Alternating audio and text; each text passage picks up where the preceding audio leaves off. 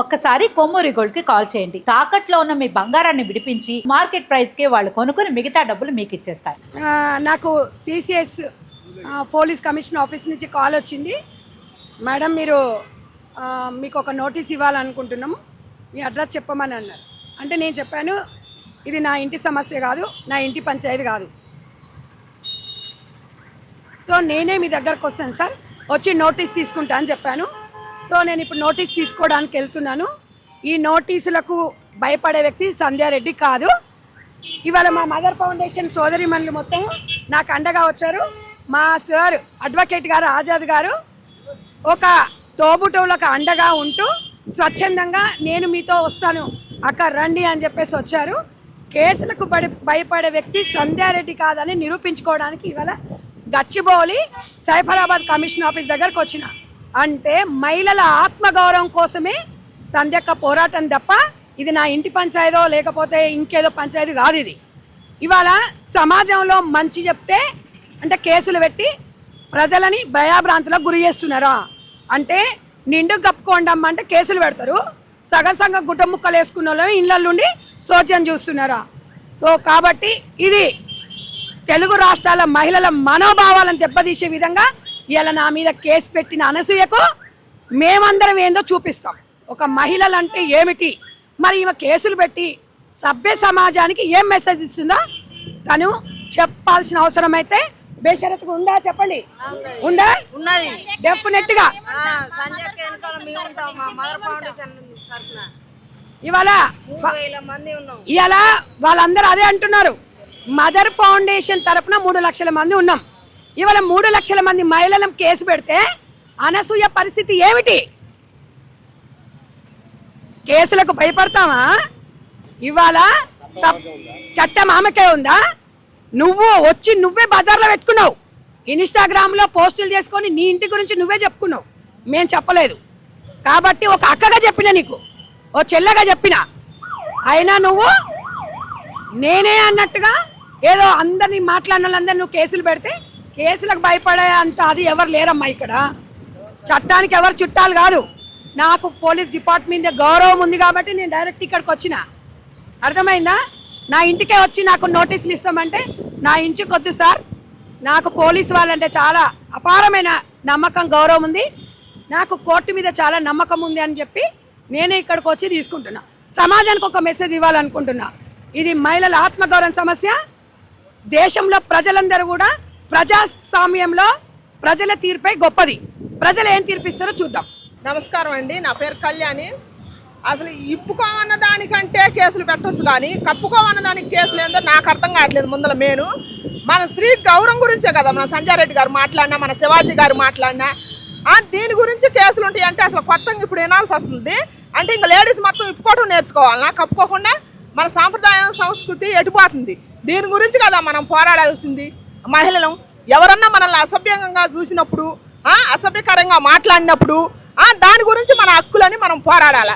కానీ మనం ఇప్పుకొని తిరుగుతాం, వాళ్ళ ఇష్టం మన ఇష్టం వచ్చినట్టు మనం తిరుగుతాం, వాళ్ళు మనల్ని ఏమనకూడదనంటే అది ఎక్కడ న్యాయమో మనకు తెలియట్లేదు. ఎట్ట కాదమ్మా, స్త్రీ ఉండాల్సింది సాంప్రదాయంగా సంస్కృతిగా ఉండాలి. మన భారతదేశంలో స్త్రీ కట్టుబట్టే మన సాంప్రదాయం, మన స్త్రీకి గౌరవం. ఏ దేశం పైన కూడా మన స్త్రీకి గౌరవం ఏంది, మన కట్టుబట్టు చూసి చేయెత్తి దండం పెడతాను. ఆ గౌరవాన్ని మంటగలపొద్దు తల్లి అని మన అనసూయ గారికి చెప్పినందుకు ఆ కోపం వచ్చి కేసులు పెట్టింది. మరి స్త్రీ గౌరవాన్ని మంటగలపొద్దు అని అన్నందుకు కేసులు పెడితే మరి స్త్రీ గౌరవాన్ని కాపాడాలని పోరాడిన వాళ్ళ మీద కేసులు అయితే మరి మేమేం కేసులు పెట్టాలో మాకు కూడా అర్థం కావట్లేదు. దయచేసి అర్థం చేసుకోవాలని చెబుతున్నా. ఈ సమాజం మరి మగవాళ్ళు తప్పులు చేస్తున్నారని చెప్పి మనం ఎన్నో కేసులు పెడుతున్నాం. మరి మనం కూడా సంస్కారంగా ఉండాలి కదా, సాంప్రదాయంగా. నేను ఇడిచేసుకొని కూర్చుంటా, వాళ్ళు అడిగిన జంతువుల్లో నా మీద పడకూడదు అన్న దానికోసమే కదా ఇది పోరాటం. వద్దు తల్లి, అది తప్పు. మన సంప్రదాయం పాడైపోతుంది. ఇప్పటికే మన ఆడపిల్లలు మగపిల్లల భవిష్యత్తులు సర్వనాశనం అయిపోతున్నాయి. మన పిల్లల్ని మనం కాపాడాల్సిన బాధ్యత మనపై ఉంది అని మాట్లాడినందుకు మన సంజయారెడ్డి గారి మీద కేసు పెట్టినరు. ఏ విధంగా కేసు పెట్టినరో మనం మాట్లాడతాము.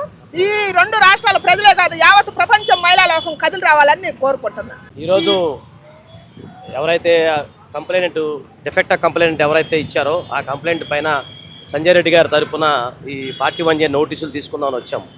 సో ఆమె అన్నట్టుగానే చట్టం ఎవరు చుట్టం కాదు. సో మాకు ఇండిసెంట్ రిప్రజెంటేషన్ ఆఫ్ ఉమెన్ అనే ఒక యాక్ట్ కూడా ఉంది. దాని ప్రకారం కూడా చట్టపరంగా వెళ్ళడానికి కూడా మేము కూడా సంసిద్ధంగా ఉన్నాం.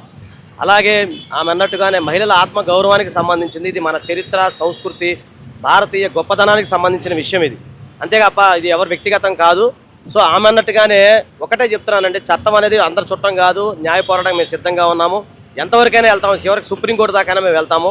ఇందులో మొహమాటమే లేదు. ఎందుకంటే ప్రజల యొక్క ఆత్మగౌరవం, స్త్రీల యొక్క ఆత్మగౌరవమే మా యొక్క నినాదం. కాబట్టి సంజయ్ రెడ్డి గారు చెప్పినట్టుగానే ఈరోజు ఇప్పుడు వెళ్తున్నాము. ఆ నోటీసు అలాగే దానికి సంబంధించిన రిప్లై కూడా మేము త్వరలో ఇవ్వడానికి సిద్ధంగా ఉన్నాము. అవసరం దీనికి సంబంధించిన న్యాయ పోరాటం ఎంతవరకైనా సరే నా వంతు కర్తవ్యంగా ఖచ్చితంగా నేను సపోర్ట్ చేస్తా. అందరూ మా మదర్ ఫౌండేషన్ వారికి కానీ అలా ఇక్కడ విచ్చేసిన మన తోబుట్టువులందరికి కూడా నేను ఒక బ్రదర్గా ఖచ్చితంగా సపోర్ట్ చేస్తాను. సిస్టర్ మీకు నేనున్నాను, ఎంతవరకైనా వెళ్దాము, సుప్రీంకోర్టు దాకా వెళ్దాము, పోరాటం చేద్దాము. ఎందుకంటే accused is innocent until proven guilty. ఒక వ్యక్తి మీద నేరారోపణ చేసినంత మాత్రం నేరస్తులు కాదు. అవసరమైతే వాళ్ళ మీద రివర్స్ అయ్యే అవకాశం ఉంటుంది. తప్పుడు సాక్ష్యాలు ఇస్తే బిఎన్ఎస్ ప్రకారం కూడా రివర్స్ కేసు పడే అవకాశం ఉంటుంది.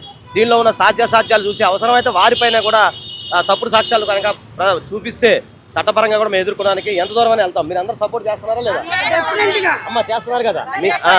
మీ అందరూ సపోర్టు, మనందరం ఖచ్చితంగా ముందుకెళ్ళి ఈ కేసులో ఖచ్చితంగా మనం విన్ అవుదాం. ఓకేనా? థ్యాంక్ యూ, నమస్తే, జై హింద్. సార్ చెప్పినట్టుగా ఇది మహిళల ఆత్మగౌరవం సమస్య. ఒక మదర్ ఫౌండేషన్ గౌరవ అధ్యక్షురాలుగా, ఒక చైర్పర్సన్గా నేను స్పందించాను. నేను ఏ ఉద్దేశం నుంచి కాదు, ఒక మహిళల ఆత్మగౌరవం కోసమే నేను ముందుకున్నాను. ఈ మదర్ ఫౌండేషన్ చైర్పర్సన్గా నా బాధ్యత, సమాజం మీద నాకు బాధ్యత ఉంది కాబట్టి నేను ముందుకెళ్తున్నాను. నన్ను తెలుగు ప్రజలు మొత్తము నన్ను ఆశీర్వదించాలి. ప్రజాస్వామ్యంలో మీ మద్దతు ఎవరికి అనేది మీరు మెసేజ్ రూపకంగా నాకు తెలియజేయండి. మీరు మీ సపోర్ట్ నాకు ఉండాలని చెప్పేసి మీకు అందరు కూడా తెలియజేస్తున్నా. ఇప్పుడు నేను పోలీస్ స్టేషన్ లోపలికి వెళ్ళబోతున్నాను.